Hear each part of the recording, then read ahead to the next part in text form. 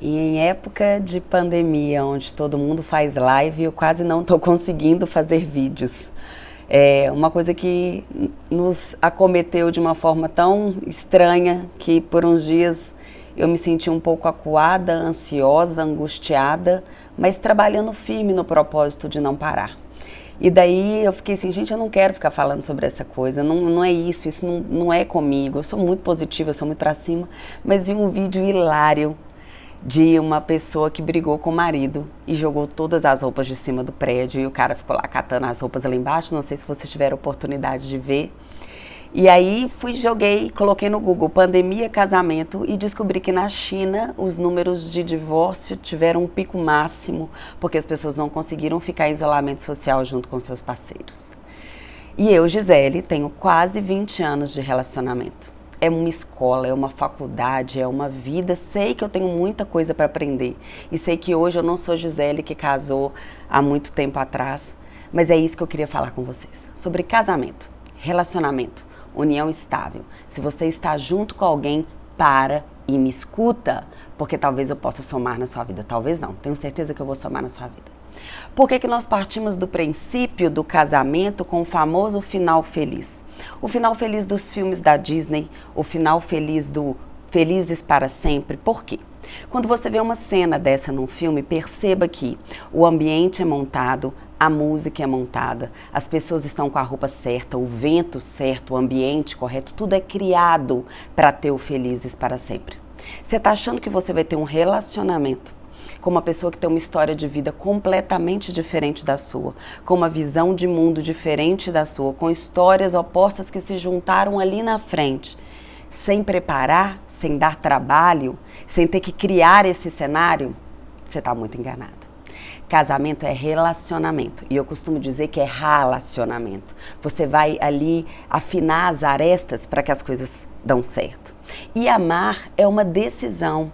Você se apaixona. Ok, o sentimento que você não controla. Costumo dizer que sentimentos são motores propulsores autônomos que você não consegue controlar suas emoções. Você tem que ter o domínio delas, mas não o controle, ele é involuntário. Mas a decisão de amar foi você que decidiu. Ao colocar na balança, independente do tempo que você tem de relacionamento, os pontos positivos e os pontos negativos, perceba que você vai achar mais pontos positivos e foque neles. Tudo que você foca, expande. Se você começar a reclamar das mesmas coisas o tempo inteiro, você fala, ouve, sente, vira crença e aquilo para você começa a fazer sentido. Uma vez, numa discussão que eu tive com o Marcelo, meu esposo, eu falei com ele o seguinte, ok, o que te incomoda? E eu estava com o meu caderno e uma caneta na mão e ele falou, você é assim. Aham, que mais? Assim. Aham, eu sei. Que mais? Assim. Mais alguma coisa? Não. Então tá, você quer enumerar as qualidades? Porque você só soube dizer 3 defeitos. Isso é muito importante fazer esse exercício, porque você vai perceber que o que você não gosta na pessoa, e não tem como sermos perfeitos, se possível for, tem de paz com todos, assim diz a Bíblia. Eu queria falar com você, você tem defeitos e o seu marido sabe quais são. Eu tenho um defeito e eu sei quais são. Então é muito importante a gente focar naquilo que a pessoa tem de positivo, porque você decidiu amar. Quando você decide casar com alguém, você tem uma mentalidade coerente e nós tendemos a ser coerentes com aquilo que a gente faz. O que é essa mentalidade coerente? Você decidiu priorizar e respeitar o outro ao fazer um relacionamento. Ao decidir fazer isso, conscientemente, você precisa de fazer isso para ser coerente com a atitude que você tomou. Tá, Gisele, e daí? E daí que é um jogo de parceria, porque casamento é uma sociedade, você não casou sozinho, você casou com um ser diferente de você, né? Quando eu decidi casar, eu percebi que eu era um, ele era outro, e juntos nós éramos 11, é 1 e 1. Então, é a necessidade de estar com o outro, isso é uma coisa óbvia do ser humano, e a gente está experimentando isso nesse isolamento temporário, que nós precisamos de pessoas. Todo mundo falando, eu não aguento mais, eu quero sair, eu quero ir a algum lugar, porque nós não nascemos para viver isolados. E escolher a pessoa que vai passar o Felizes para Sempre com você é uma decisão que você precisa de fazer com muita consciência e uma mentalidade coerente que você está tomando uma decisão de assumir esse relacionamento. Outro ponto que eu queria falar com vocês. Quando algum cônjuge se envolve num relacionamento extraconjugal, o que eles têm que faz o negócio virar, que faz o negócio se manter? É uma entrega máxima. Os dois estão envolvidos naquilo de uma forma cúmplice. Essa cumplicidade, essa entrega máxima que faz com que aquilo errado dê certo. Se eu te perguntar hoje, qual é o seu nível de entrega para com o seu relacionamento? Se você sabe que você e seu marido são sócios num relacionamento e que a família de vocês que vocês constituíram é uma sociedade, se a sua empresa ela começa a desandar, você vai fechar a porta e assumir o prejuízo ou você vai trabalhar para que aquilo dê certo? É simples assim. O seu casamento é uma empresa onde você precisa de entender os pontos de melhoria e trabalhar para que aquilo dê certo. Então o que eu vou fazer aqui para vocês agora? Eu anotei os pontos que eu vou transmitir com muita clareza. Existe uma forma de fazer dar certo, mas você tem que querer. Não só você, mas você e o seu cônjuge. Então, se você está passando por algum momento onde a sua mentalidade, onde os seus pensamentos têm te afligido, escuta o que eu tenho para te falar, tá?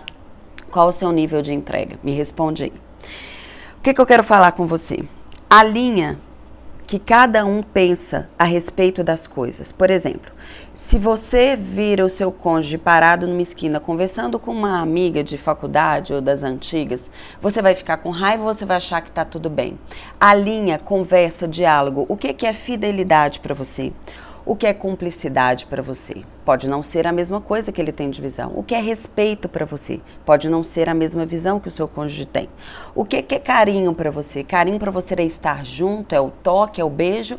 Ou se ele lavar a louça para você é uma demonstração de carinho? Se vocês simplesmente estarem no mesmo ambiente e poderem conversar e um escutar o outro é uma demonstração de carinho. O diálogo e o comprometimento e a entrega, ela é um ouro para que isso dê certo. Ok?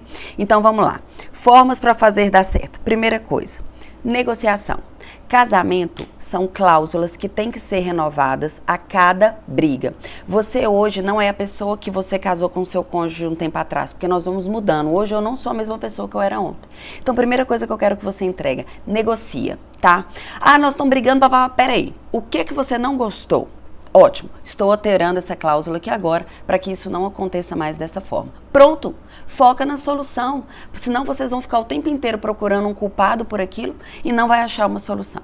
Primeiro nós temos que ter um respeito e entender que os conflitos têm que ser com o objetivo de promover um crescimento e de não promover uma discussão para que um ponto de vista do outro seja válido. Isso daí nós vamos entrar na esfera do orgulho que eu vou falar com vocês. Outra coisa, alinhar as expectativas, né? Isso está dentro da negociação. Ceder. Ceder não é sobre você se anular, principalmente para a mulher. Ceder é entender que em algum momento você vai fazer alguma coisa pelo outro. É a renúncia pelo outro. Como o outro também vai fazer renúncia por você. Alinhe isso, converse sobre isso. Se o seu cônjuge quer sair todos os dias ou quer sair todos os sábados, às vezes um dia você não está afim, fale. Eu não estava afim, mas nós vamos. Vai, porque você vai fazer por ele e isso vai fazer com que você se sinta bem. E vai ser recíproco no outro momento onde a outra parte não quiser fazer aquilo que você deseja, tá? E deixa livre. Não, pode ir, eu não quero ir hoje, ou eu vou estar com você por você, né? E entender que ceder é pelo outro. E você assumiu isso na sua mentalidade coerente quando decidiu se relacionar com alguém. A questão de estar renovando, de estar crescendo, de estar inovando, senhores, isso é em toda a esfera do seu casamento. Não quer dizer se você casou com uma pessoa tem que ser todo dia a mesma coisa. Você precisa se reinventar, você precisa de surpreender o outro, você precisa de praticar o ato de amar todos os dias, de estar junto, de se permitir momentos diferentes. Vamos viajar só nós dois? Eu acho importantíssimo o casal que viaja junto, só os dois, sem os filhos. Para um pouquinho na sua rotina, vamos cuidar do nosso relacionamento, vamos cultivar o nosso relacionamento, isso é importante. E daí nós vamos falar do orgulho. O que é o orgulho? Esse sentimento que te dá coragem de não falar, de se calar, de achar que você tem razão e praticar a indiferença. O orgulho quebra qualquer relacionamento. E daí eu comecei a notar algumas reações da pessoa que é orgulhosa, porque aonde eu achei meu autoconhecimento. Eu tenho uma necessidade de ser forte, de imperar a minha decisão. Vocês já devem ter percebido pela forma de eu falar. que é uma coisa que eu estou tratando justamente para não ser assim e que tem raízes na minha personalidade. Então presta atenção, ficar um tempo sem falar, você perde tempo de estar usufruindo uma coisa que poderia estar muito melhor. Enquanto você está ali discutindo, você poderia estar fazendo algo muito melhor, tá conseguindo me entender? Então olha só, o orgulho, ele transforma uma razão em um julgamento. Você quer impor o seu ponto de vista. E com isso você se torna arrogante, você se torna presunçoso, prepotente, intolerante, egocêntrico, vaidoso. Você trata o outro com desdém e, acima de tudo, você é inflexível. Você acha que para você a sua verdade ela é absoluta porque você quer impor que você está com a razão. Agora, qual que é o oposto disso? E é a dica que eu te dou? Tá tudo bem. Um ponto de vista do outro diferente do seu não anula o seu ponto de vista. Tá tudo bem você reconhecer que naquele momento você pode ter excedido ou você pode ter errado. Tá tudo bem você entender que, sendo humilde, você tira a capa da invulnerabilidade e mostra pro outro o seguinte: eu entendi, me perdoa.